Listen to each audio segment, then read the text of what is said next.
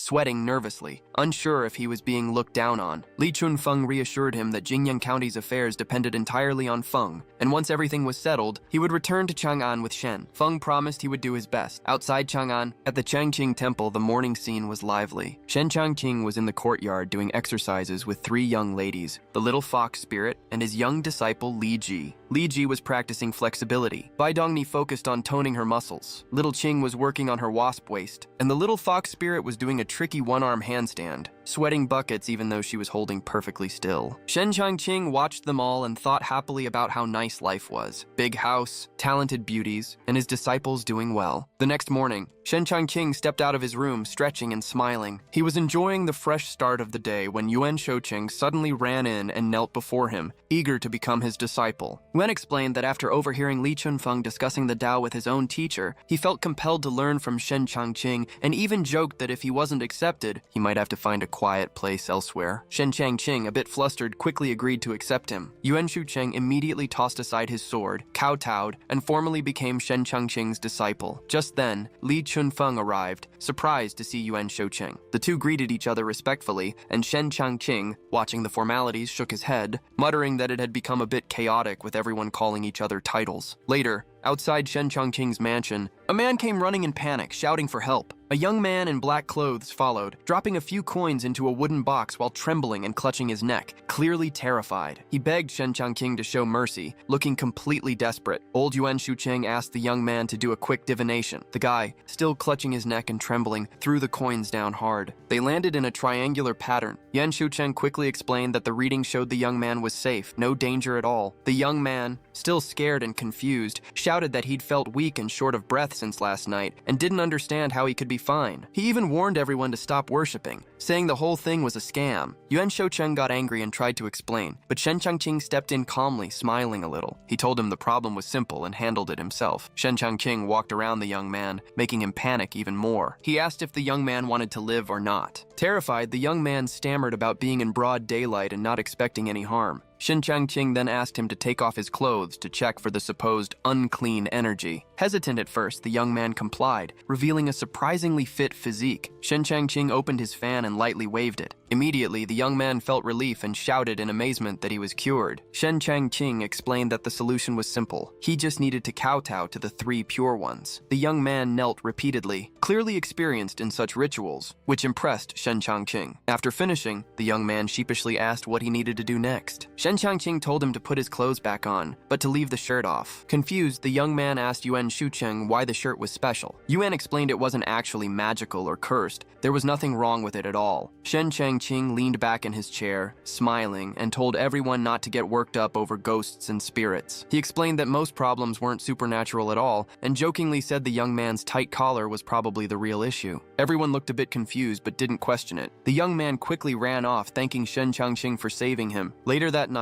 at Changqing Temple, old Yuan Shucheng bowed respectfully to Shen Changqing to take his leave. Shen Changqing helped him up and reminded him to be careful on the way home. He warned Yuan Shucheng not to respond if anyone called him after dark. Yuan Shucheng was curious but didn't press for details and left. As Yuan Shucheng walked home, the guards respectfully greeted him. Suddenly, a stream of eerie green energy appeared, accompanied by a sinister laugh. The energy taunted Yuan Shucheng, challenging him to see if he could withstand it. Yuan Shucheng's anger flared, and he used his powerful heart thunder palm, summoning dazzling golden lightning. The green energy dodged and mocked him, forming a creepy skull that laughed relentlessly. Yuan Shoucheng quickly formed a series of hand seals, sending golden spiritual energy to create a protective barrier. The green energy tried to push through, causing a powerful backlash. Then, a female ghost emerged from the energy, teasing Yuan Shucheng and claiming she would spare him if he didn't resist. She mocked her own weakness and laughed, clearly not taking him seriously. Old Yuan Shoucheng, fuming with anger, stood his ground and declared he wouldn't let the plague ghost harm the people of the Great Tang. He tried to push back the green energy, spitting out some of his own power, but the plague ghost just swirled around his barrier, mocking him. Yuan Shucheng didn't give up, calling on his thunder magic and focusing all his strength. His face turned blue with effort, veins popping as he recited powerful spells, trying to dispel the calamity and contain the energy. He muttered to himself that he hadn't fully mastered the art yet, but he was determined to do his best. Just as things were getting critical, Bai Susu appeared out of nowhere, warning him to stop and saying she'd handle the plague ghost. Yuan Xiaocheng was stunned, asking if Shen Changqing had sent her, and she teasingly said it was her job to manage him. At her arrival, the plague ghost's energy immediately dropped to the ground. The plague ghost transformed into human form, trying to provoke Bai Susu with flirty remarks about the past. Bai Susu flew into a furious rage, her eyes glowing black, and scolded the ghost for trying to use her plague energy. She unleashed her 9 Deaths Yin Ghost technique, summoning countless skulls that absorbed the green energy. The plague ghost screamed in pain as her energy was pulled away, and eventually she had no choice but to flee, vowing revenge. Bai Susu sighed, scolding her gently and hoping she would change, then focused on helping Yuan Shoucheng get home safely. Meanwhile, Shen Changqing, standing by the window at Changqing Temple, muttered about the noise outside and wondered why Bai Susu hadn't returned yet. The next morning, Shen Changqing went about his morning exercises, stretching and enjoying the fresh air, when old Yuan Shoucheng suddenly appeared. He knelt before Shen Changqing, thanking him for saving his life the night before, and beamed with relief, grateful that he had survived thanks to Shen Changqing's guidance. Shen Changqing imagined the worst for old Yuan Shoucheng, picturing him getting attacked with a sack over his head, and thought it was probably because his fortune-telling had gone wrong. Still, he helped him up, telling him not to worry and to be careful for the rest of the day. Yuan Shoucheng, sweating and nervous, nodded, wondering if more trouble was waiting. Shen Changqing reminded him not to do any fortune-telling today and just follow his instructions. Yuan Shoucheng quickly agreed, and Shen Changqing sighed to himself, realizing that if Yuan continued fortune-telling, someone might come and wreck Changqing Temple. Meanwhile, in a dense forest, the plague ghost appeared as a swirl of ghostly energy above a large urn. Laughing, she threw 2 necklaces into the urn, causing the water to swirl around them. Slowly, a ghostly head emerged from the urn, turning into a full human form, a rather fat ghost. The plague ghost called it the ghost in the urn and seemed very pleased. Soon, another malnourished ghost appeared, known as the drowned ghost. She playfully interacted with it, and together, the ghosts chatted and plotted, laughing loudly, clearly excited to cause trouble for the white-boned spirit and her new master. Back at Changqing Temple, the atmosphere was lively with people coming and going. Suddenly, a man in the crowd pointed angrily, warning the white-boned spirit and her new master to face the ghosts. The crowd started whispering nervously, some thinking the ghosts looked scary and inhuman. One brave young man thought they looked fine, but the others quickly moved away, avoiding him. Shen Changqing and the women stepped out of the mansion, shocked and angry. Shen Changqing yelled at the ghosts, reminding them that Changqing Temple was a sacred place granted by the emperor, and warning that causing trouble here would have serious consequences. Li Chunfeng watched everything unfold and quietly noted how incredible Shen Changqing's authority was. He practically felt like heaven itself. No wonder even the underworld dragons were cautious around him. Suddenly, one of the ghosts, swinging a baseball bat, shouted that they were coming for him and the white-boned spirit, warning that resisting would only make things worse. The plague ghost raised her fingers, trying to unleash her powers, but found something was blocking her magic. Frustrated, she realized she couldn't use her usual ghost prison disease energy. Bai Susu stepped forward calmly, saying she would handle this mess, and the 2 dragons behind her agreed. Shen Changqing watched and allowed them to act, realizing this was Susu's old business and she didn't want him interfering. Bai Susu and Dong Li slowly approached the plague ghosts group, but the ghosts charged at them first, attacking with bursts of dark energy. Bai Susu's side immediately countered, grabbing sticks and fighting back. Shen Changqing stayed seated, observing the scene. Suddenly, a mysterious force froze everyone for a moment. Bai Susu glared and then launched forward, confronting the plague ghost directly. Little Qing quickly grabbed the malnourished ghost, while a long spear flew through the air, knocking the baseball bat aside. Dong Li gripped the spear and charged, aiming carefully at the fat ghost, but Shen Changqing quickly ordered them to capture the ghosts alive. Dong Li adjusted, bringing the spear down to subdue the fat ghost without unnecessary harm. In the end, after a fast and decisive effort, the ghost group was finally under control. Shen Changqing looked on and asked how they should deal with the subdued ghosts, thinking to himself that everyone has secrets they'd rather keep hidden. Bai Susu tied up the 3 female ghosts and told old Yuan Shucheng to escort them to the Imperial Astronomical Bureau for questioning. He agreed and put the ghosts in a magical storage bag on his belt. As he rode swiftly toward the bureau, a sudden burst of yellow energy hit a tree, and a cat-person ghost appeared, surprising him. It didn't attack directly, but instead dodged under his horse, snatched the storage bag, and freed the 3 female ghosts, taunting old Xiaoqing about a backup plan. The freed ghosts hovered angrily, ready to confront him, so he tried to defend himself with lightning magic. The cat-person ghost then attacked him from behind with ghostly energy, while the plague ghost joined in. Just as things got dangerous, the cat-person ghost suddenly stopped the the plague ghost, insisting that old Shuqing be kept alive because he was still useful. Frightened, the plague ghost promised to complete her mission of spreading the plague within a day, or face severe consequences. After giving the plague ghost a final warning, the cat person ghost left with old Xiaocheng, leaving only faint streams of purple energy behind. Nearby, the drowned ghost noticed a wandering soul and quietly commented about her, but someone else warned not to ask unnecessary questions. That night, the plague ghost wandered through the forest, thinking she needed to act immediately because her master in the palace couldn't wait any longer. By the third watch, she was already moving through Chang'an City, spreading her mischief everywhere. She started with a scholar quietly reading, then an adulterous couple in their room, and even a mother and child sleeping peacefully. By early morning, people outside the city were squirming and clutching their stomachs, clearly in discomfort. A young man ran through the streets, desperately looking for a toilet, and in his hurry, he crashed into Shen Changqing. Poor Shen was just standing there as the young man relieved himself right in front of him. Once he felt better, the young man collapsed to the ground with a satisfied sigh. Shen quickly checked if he was okay, then looked around in surprise at the chaos. Everywhere he turned, people were frantically dealing with stomach trouble, some even stopping in the middle of the street. Shen shook his head, deciding not to interfere, and went off to meet Sun Simao about the medicine trade. Meanwhile, the plague ghost sat on a rooftop, smiling proudly at her handiwork, thinking her plan was working perfectly. But her smile froze when a loud voice called out, asking anyone feeling unwell to come see the imperial physician. Sun Simao had arrived to diagnose and treat everyone, and the citizens rushed over, relieved that help was here. A young man explained his symptoms honestly, and Sun Simao noticed something strange. Everyone's symptoms looked similar to the plague, but when he examined them, he felt an unusual chill, as if some weird energy was at play. People panicked when the divine physician seemed unsure what was going on. They cried out in fear, worried that even with the imperial physician, the situation might be serious. Just as everyone was feeling hopeless, Shen Changqing showed up, smiling confidently. He waved to divine physician's son, letting him know he was there. Soon, the table was filled with steaming bowls of medicine. Sun Simao asked everyone to try a bowl, and people scrambled like crazy, eager to drink it. Shen Changqing just stood there, almost invisible in the middle of the crowd. People grabbed the bowls and drank quickly, but immediately something went wrong. They started convulsing and vomiting. Shen Changqing panicked, looking around in shock, while Sun Simao realized this plague wasn't ordinary. Ordinary medicine wasn't helping. It was making people worse. Shen angrily confronted Sun Simao, thinking he had poisoned everyone, but Sun quickly explained it wasn't his fault. The people were already infected by the plague that broke out last night in Chang'an. Shen's eyes widened in horror at the word plague. Just then, a medical assistant rushed in with urgent news. The ministers in the imperial palace had fallen ill too, and the emperor had summoned Sun Simao immediately. Shen and Sun Simao were stunned. The plague was spreading faster than they imagined. Shen thought about how this might be a chance to expand his medicine business, but realized the danger was real. He could get infected too. Sun Simao grabbed his hand, insisting they go to the palace together. Shen argued, but was quickly pulled along. When they reached the palace, the streets were chaotic, full of people sick from the plague. Shen covered his nose, looking pale, realizing this was way more serious than he expected. He spotted what seemed like a bathroom nearby and quickly excused himself, saying he had something to do. Sun Simao watched him leave, confused, but then realized Shen had spotted equipment in the imperial kitchen that could be used to prepare medicine. Shen entered, initially thinking he'd come to the wrong place, but then noticed a basin of hot water. A bright smile spread across his face. Perfect. He could use it to help himself and figure out a plan to deal with the plague. Meanwhile, in the Great Hall, the emperor was pacing anxiously. Two of his ministers were sick, coughing badly, and he kept wondering why Sun Simao hadn't arrived yet. Just then, Sun Simao appeared. The emperor was relieved but immediately serious, asking if Sun knew about the plague. Sun confirmed he did, but admitted he had no cure. The emperor looked worried, realizing the plague was causing chaos in the palace and could spread across the country. Then Sun Simao told him not to worry, because Taoist Master Shen had already started preparing medicine to treat it. The emperor's eyes widened in surprise, and he immediately sent a young palace maid to fetch Shen's medicine. At the imperial kitchen, Shen Changqing was relaxing in a hot bath, enjoying the warmth. Suddenly, the young palace maid peeked in, politely asking for the medicine. Shen Changqing panicked, covering himself and turning bright red. The girl was startled too and quickly tried to cover her eyes. When Shen asked about the medicine, she innocently looked around and then at the bath water, thinking maybe Shen had some secret way of preparing it. Without overthinking, she scooped some bath water into a bowl and carried it off to the emperor, praising Shen's unique method. Shen Changqing was horrified, realizing they thought his bath water was the medicine. Sun Simao took it to give to the sick ministers. Shen Changqing stood there pale, thinking if they drank it, no one would believe him. It was just bath water. A minister took a sip and immediately felt amazing, like he had entered a fairyland. His face turned red and he danced happily, completely forgetting his previous illness.